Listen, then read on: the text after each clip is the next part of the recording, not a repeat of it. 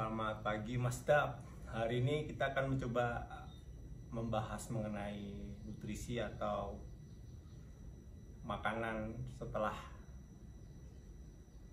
bersepeda jarak jauh atau aktivitas yang berat. Banyak teman-teman yang bertanya sama saya, Mas, apa sih caranya biar kita tidak capek, lelah, atau melakukan aktivitas sepeda jarak jauh itu kok bisa stabil gitu maksudnya, atau setelah kita jarak jauh atau aktivitas yang berat kok bisa bersepeda lagi atau melakukan aktivitas lagi gitu. Karena kebanyakan teman-teman setelah melakukan exercise yang berat atau segala macam dia lelah, ngantuk kan besok paginya atau segala seperti itu. Aku akan mencoba untuk menjawab itu, tetapi ini versiku ya. Jadi teman-teman jangan terlalu ini menjadi sebagai fundamental atau menjadi basic panjenengan, karena setiap manusia atau setiap individu itu mempunyai karakter metabolisme badan yang berbeda-beda. Jadi tidak boleh sama semua. Makanya tetap saya peringatkan, tetap harus datangin ahli gizi untuk mengetahui kebutuhan badan kita, karena ini nanti berhubungan dengan gizi badan. Karena kalau kita salah sedikit berbahaya buat badan kita, bisa mengakibatkan sakit atau paling parah kematian. Jadi gitu Mas. Oke, akan mencoba dengan versiku. Kebetulan kemarin aku habis dari sepeda jarak jauh.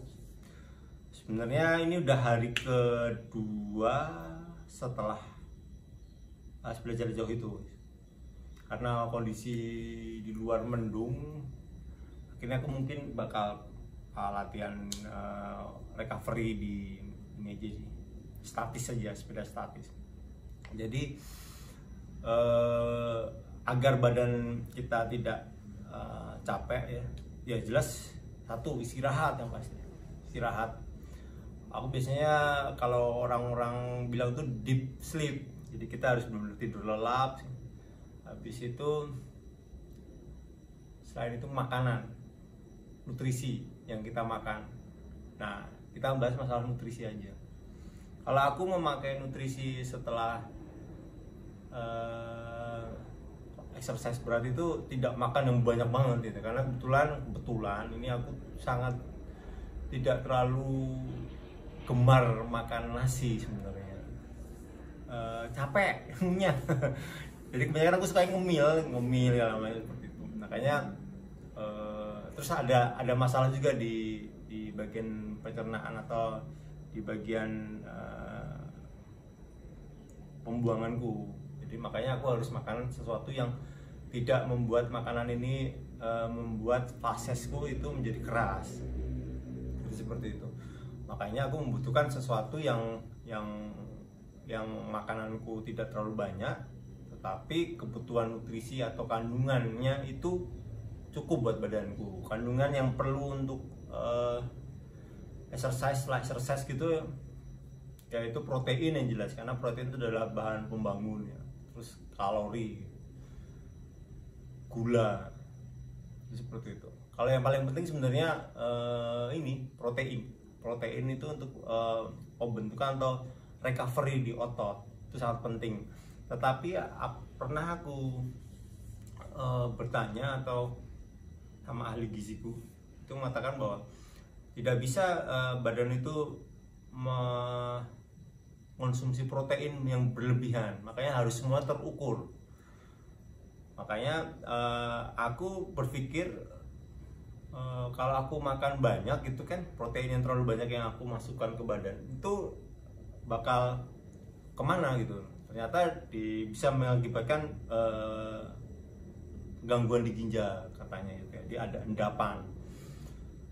Makanya aku harus mengukur semua, terukur dengan badanku. Memang kata bilang, wah makan kok diukur segala macam, bilang ya terserah saya dong. Jadi kebetulan kan ini badan saya, bukan Anda gitu loh. Kalau Anda nggak mau mengukur makan sembarangan ya monggo. Jadi nggak usah pengen menjadi trend center, nggak usah pengen menjadi yang paling bla bla bla gitu. Ya setiap orang beda-beda, jadi ya kalau kamu makan banyak makanan yang berlemak segala macam ya terserah, itu urusan Anda, tapi jangan sampai urusan Anda yang itu mengakibatkan teman-teman Anda menjadi mempunyai masalah lagi gitu.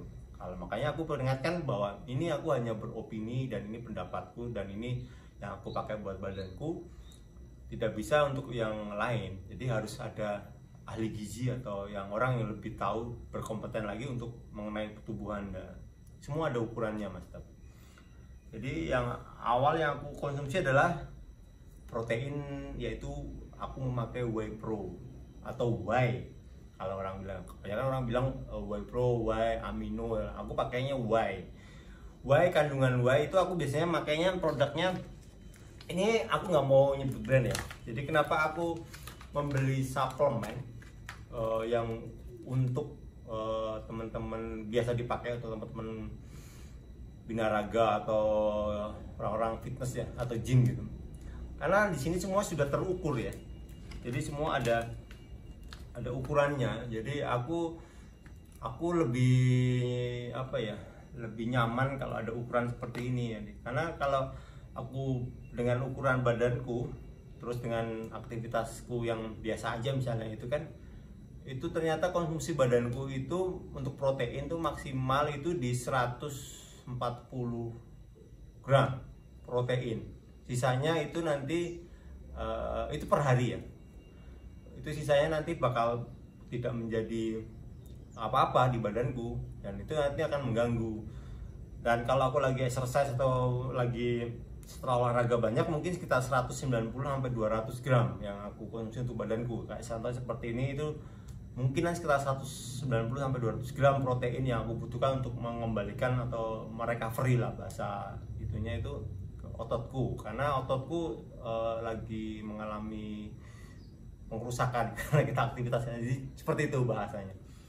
Makanya aku memerlukan suplemen ini agar badanku cepat recovery dan tidak terlalu banyak makan. Karena yang setahu saya itu putih telur itu kan protein tinggi ya.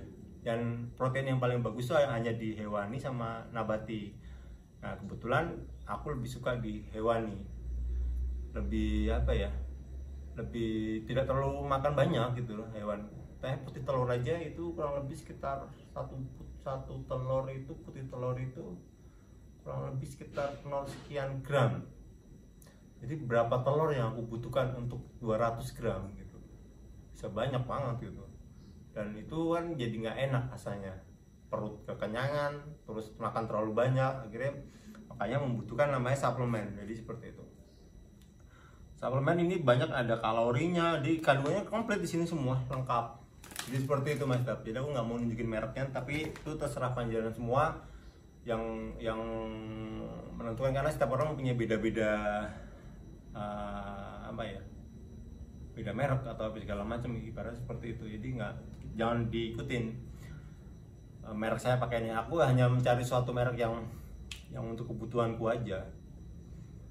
Jadi itu Mas, masalah protein ya di badan. Kalau masalah gula, biasanya aku banyak minum manis, tapi pun juga manisnya itu aku nggak memakai manis yang gula apa namanya, gula yang biasa. Aku pakai yang ada gula jagung atau segala macam seperti itu. Karena kebetulan story keluargaku itu ada diabetesnya.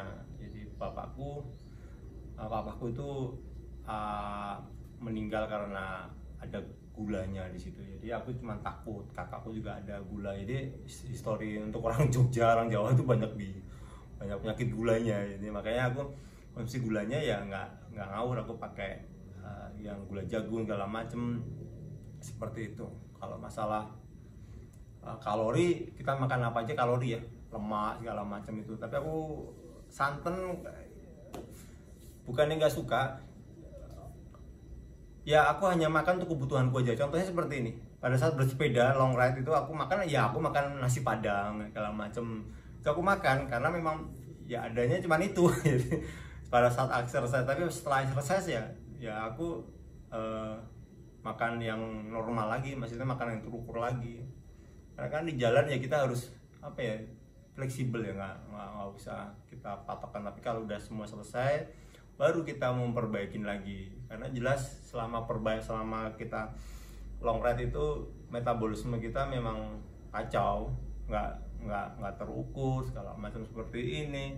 Karena memang kita lawannya adalah alam, lawannya bukan itu. Kalau sekarang kan kita bisa turun, nah ini kita mengembalikan lagi, recovery lagi seperti itu Mas Dap. Kayak gitu aja Mas Dap ya, semoga sedikit share ini menjadi pengalaman buat aku juga sih, pengalaman seperti itu. Mudah-mudahan bisa bermanfaat lah buat aku khususnya ya teman-teman. Jadi satu lagi aku berikan, jangan mengikuti polaku, tetapi pergilah ke ahli gizi untuk menanyakan kebutuhan panjenengan, karena semua sudah terukur. Ahli gizi ya Mas Dap, ahli gizi lebih tahu tentang kalori konsumsi, kebutuhan badan, jadi gitu. Bukan ngobatin, tetapi ahli gizi, sekali lagi seperti itu. Oke Mas Dap, tetap olahraga, tetap sehat selalu. Apapun kegiatan kita, tetap luangkan olahraga sama makan yang sehat dan benar dan terukur. Jadi seperti itu Mas Dap. Assalamualaikum warahmatullahi wabarakatuh. Dapat baju dari Voice of Jogja. Assalamualaikum.